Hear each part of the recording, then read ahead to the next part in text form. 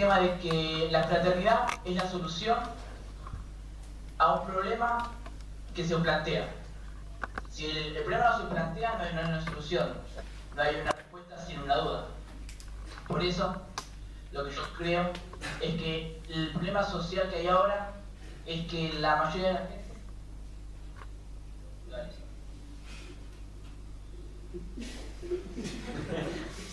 El problema social ahora es trata de salvarse a sí misma por sobre las demás personas. La fraternidad, como yo la puedo entender, tiene que ser una fraternidad universal. Si no puedo entender el hecho de que uno pueda ser fraterno con una persona, yo eso lo entiendo como amistad. No puedo entender el hecho de que una fraternidad sea un grupo, yo lo entiendo como compañerismo, como camaradería. El hecho de fraternidad para mí tiene que ser universal, tiene que ser para todos y con todos. Si no, no puedo entender no entiendo la fraternidad como serviría, sino para mí no tiene un sentido sin fin. Como decía bien sobre el amigo Francisco, de que el amigo Francisco por él lo llevaba a un exceso, lo superexplotaba con el hecho de que la hermandad es con todos y con todas las cosas, con todos los animales, con todos los seres vivos. Es una linda forma de pensar, es una linda utopía de sociedad, pero yo creo que si no vemos a los demás como iguales y diferentes a la vez, tenemos que tratar de que las diferencias nos igualicen entre todos. Acá, como se referían entre ustedes hace un rato, con compañeros argentinos, compañeros españoles, es un buen método para tratar de separarnos. Somos compañeros. La argentinidad, la nacionalidad española, son hechos políticos con fronteras que nosotros no nos conviene tener porque en un punto nos separan. La cultura sí es una buena base porque no todos somos iguales, eso es algo que tenemos que tener en claro. Los idiomas, cultura, pensamiento, si todos tratamos de ser iguales, se pierde la esencia humana. Entonces lo que yo creo es que la fraternidad, como punto final, tiene que ser una fraternidad universal, con todos y para todos, con el mismo respeto y el mismo amor, con las mismas diferencias y la misma igualdad. Nada más.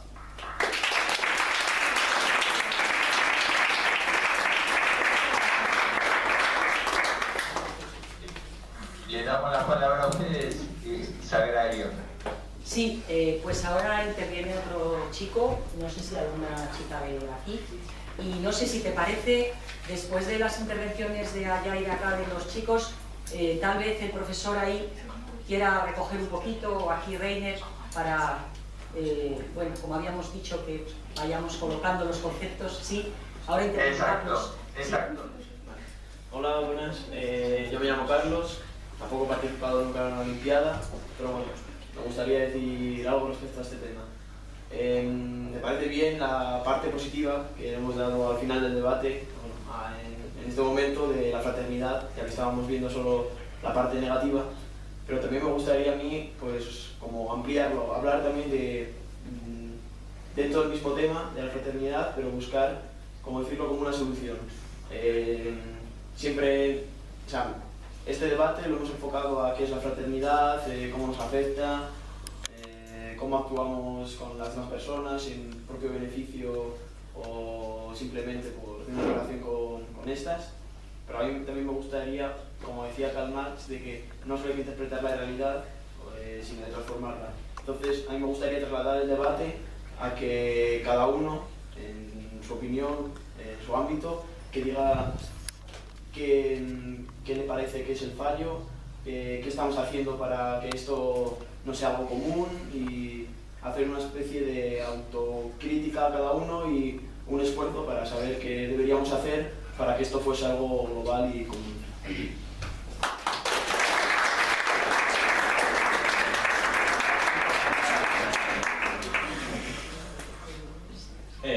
Hola, buenas, yo me llamo Manuel, tampoco he participado en ninguna olimpiada aquí. Y bueno, la verdad es que me han gustado mucho todas las intervenciones que se han hecho por ambos bandos. Entonces quería recuperar sobre todo la idea del ideal de la fraternidad, que es algo que yo comparto y que suscribo, que considero que es muy importante recuperarlo, ya que, en mi opinión, esta es una época en la que los ideales se están desconsiderando en el sentido de que ya cualquier atisbo de ideal se considera como algo, una quimera o algo que no se puede conseguir, y creo que es algo que debería cambiar sobre todo, y eso es algo que parte muy de nosotros, de los jóvenes, ¿vale? Yo creo que deberíamos intentar sobre todo recuperar esas pequeñas ideas por las que se peleó en un pasado, que nos han llevado hasta aquí, ¿no? Que han conformado lo que somos hoy. Y en especial sobre la fraternidad, la idea que quería poner es, recuperando también la idea de la violencia, sobre todo lo de la violencia como consumo hoy en día. A mí me sorprende muchísimo ver como, por ejemplo, no solo hoy en día, bueno, por ejemplo, en la época de los romanos, en los circos se llevaba ahí a los prisioneros a que murieran y que pelearan contra bestias salvajes o unos contra otros, y la gente pagaba para verlo, y de hecho eso se consideraba como un espectáculo, y la gente se tranquilizaba cuando veía aquellos espectáculos. Y eso es algo que hoy todavía veo hoy en día, por ejemplo, cuando veo un combate a lo mejor de peleas callejeras, un programa de peleas callejeras, o cuando existe un debate de discusión en la tele que solo se basa en insultarse. No sé, me da la impresión de que tenemos que intentar, si queremos lograr la fraternidad, deberíamos quizás plantearnos un poco realmente si la violencia como tal debería ser, quizás no erradicada, quizás por lo menos reflexionada y disminuida en el sentido de que la consideramos hoy en día. Es decir, no podemos esperar lograr una fraternidad universal si la violencia se utiliza como consumo y no como algo quizá, por lo menos en mi opinión, que debería llegar a ser prescindible. Gracias.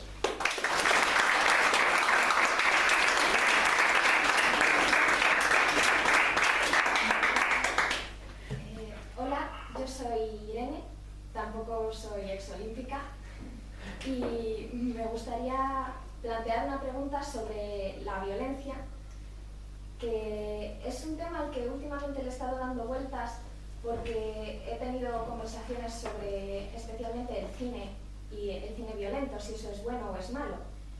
Y me parece que la violencia es algo natural, en cierta manera, porque miramos la naturaleza y vemos el león que caza la gacela, el león que lucha por su territorio. Hay violencia por todas partes, y nosotros, queramos o no, somos parte de la naturaleza, y ese instinto violento lo tenemos. Ahora bien, la especie humana se caracteriza porque ha trascendido esos rasgos propios de los animales, aunque conservemos ciertos instintos como, bueno, el instinto de alimentarnos, reproducirnos, pero con nosotros tiene una dimensión más, tiene una dimensión ética. Entonces, mi pregunta sería, ¿tenemos nosotros un instinto violento que podamos reprimir? ¿O realmente ese instinto no es tan intrínseco a nosotros que tiene que estar ahí y hay que buscar una manera de canalizarlo? Ya puede ser, ya sea el cine o el boxeo, alguna, bueno, lucha libre, algún deporte de ese tipo, para precisamente que no desemboque ese instinto violento en una guerra o en un conflicto que haga daño a las personas.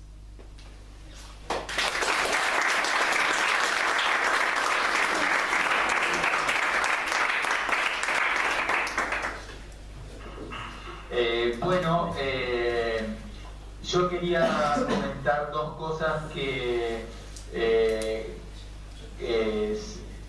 comentó el profesor de España, Sagrario. Suscribo totalmente al tema de la violencia simbólica que él ha comentado y que me parece que tiene mucho que ver con el tema del reconocimiento. Suscribo mucho con el tema de el consumo y el consumir que me consume. Me parece realmente muy relevante esta cuestión. Y finalmente, con relación al tema de la resistencia que él hablaba, bueno, muchas veces yo últimamente vengo diciendo que no estamos en la época del existencialismo, sino del resistencialismo, porque en realidad hay resistir. Cuando uno se levanta y dice, bueno, otro día que estoy vivo, tengo que resistir a esto, tengo que resistir a lo otro, por la violencia que nos circunvala, que nos está alrededor nuestro. Así que quería comentarles porque parece que el clima cultural de España y de Argentina y de Iberoamérica, no sé si se podría extender a Iberoamérica, es similar, y me parece muy relevante lo que se ha dicho. Bien, le quiero dar la palabra al licenciado Guillemí, que quiere comentar una experiencia, y finalmente a Enrique, al doctor Enrique Hernández.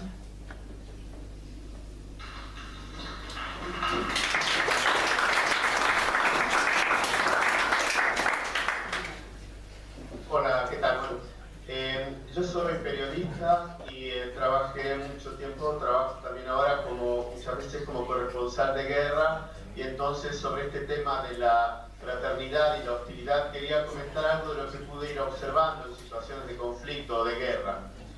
Y es que tanto la fraternidad como la hostilidad a veces funcionan a manera de cadenas. Son cadenas que se van haciendo, cadenas de fraternidad o cadenas de hostilidad. Y uno lo puede observar también en lo cotidiano frente a alguien que me agrede a mí en la calle. Yo puedo seguir esa cadena de violencia y contestar mal, o yo puedo llegar a casa y pelearme con mi esposa. Yo puedo continuar la cadena de violencia, o puedo decir, en mí se cortó esta cadena de violencia, esta hostilidad que yo recibí se cortó en mí. Yo veía, por ejemplo, en los países, en Albania, yo estuve en la guerra de Kosovo, en Albania esta cadena de violencia sigue incluso a través de generaciones. La venganza se establece a lo largo de generaciones.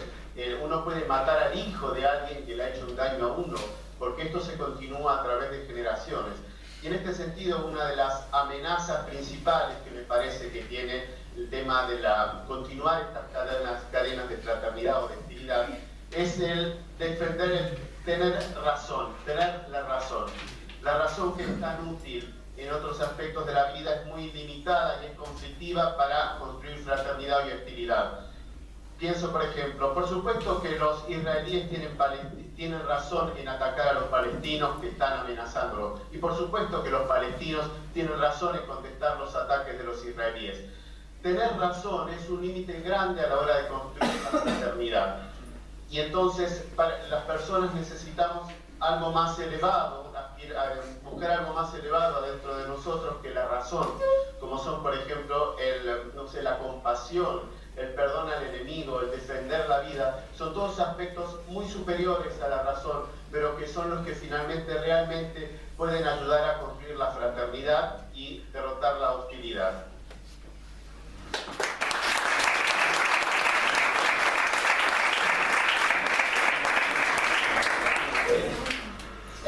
Yo hace poco para el diario donde trabajo hice una nota sobre los creativos de la paz. Si la encuentran en internet, la búsqueda en internet la van a encontrar, sobre los creativos de la paz. Historias de gente que en todo el mundo está construyendo la paz de manera creativa, que justamente cortan en sí estas cadenas de violencia y se ponen a trabajar por la paz. Me parece importante esto, como decía alguno de los chicos, el mirar que hay mucha gente que está construyendo la paz de otra forma. Nosotros tenemos acá un cantante que tiene una letra de canción que dice: si la historia la escriben los que ganan, eso quiere decir que hay otra historia, quizás la verdadera historia. Y a veces hay toda una historia subterránea que van construyendo la gente que trabaja por la paz y que no es tan conocida, pero quizás es la verdadera historia.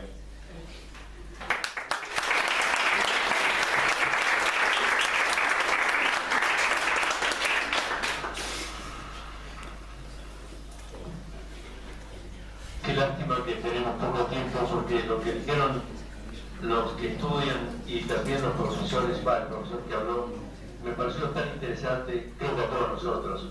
Ojalá podamos seguir, pero me queda nada más que un tiempo muy breve. Voy a circunscribir a decir algo que me sugirió lo que dijo Irene, que creo que era Irene, la muchacha que habló último, que se hizo una pregunta que me parece central.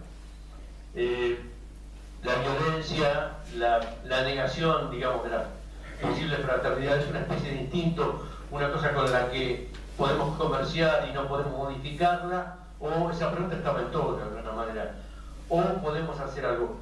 Yo solamente quería, en el sentido de todos los que me han precedido, que creo que con casi todos coincidimos, me parece que lo interesante, insistiendo en la cuestión de la experiencia, en materia de la fraternidad como una posibilidad, si aceptamos que es un anhelo, si aceptamos que no es una cosa que esté dada por la naturaleza, ni siquiera por la buena parte de la naturaleza, si es un anhelo implica, como dijo alguno de los chicos, que hay que modificar la realidad.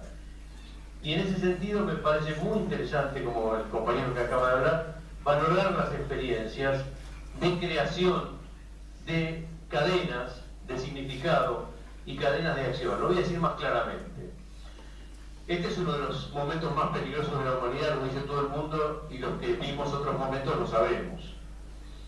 Entonces, en este momento, lo más interesante que uno ve es la gente que empieza con la experiencia de la fraternidad. Por ejemplo, existe una moda en las religiones abrámicas del diálogo interreligioso, cosa que es por un lado maravillosa y por el otro lado se va convirtiendo en una cosa edificante y más o menos convencional. Lo que es interesante, porque la gente de la fe tiene algo que decir de la fraternidad, y la fraternidad me parece que en última instancia es una mística, lo que es interesante es que la gente a veces hace prácticas, no diálogo, hace prácticas, si no les gusta lo interreligioso, será intermística, es decir, hace prácticas de hacer lo mejor que puede con cada quien.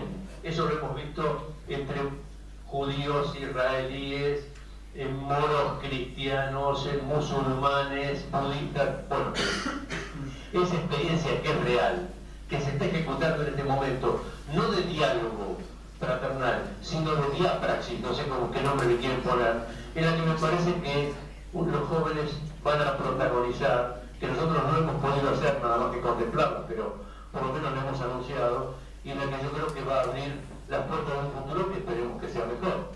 Muchas gracias.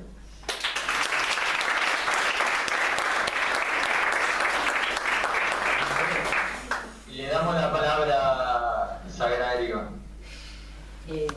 Sí, pues yo quería, en la misma línea que acaba de señalar el profesor Enrique, hacer como algunos subrayados o reconocimiento de las cosas que he escuchado en los chicos de ambas partes y cómo han hecho algunas propuestas que, bueno, aunque sean pequeñas, me parece que pueden ser interesantes. A veces los profesores nos vamos mucho a la teoría, pero ellos desde su experiencia también tratan de ponerse en el mejor lugar posible, digamos, ¿no?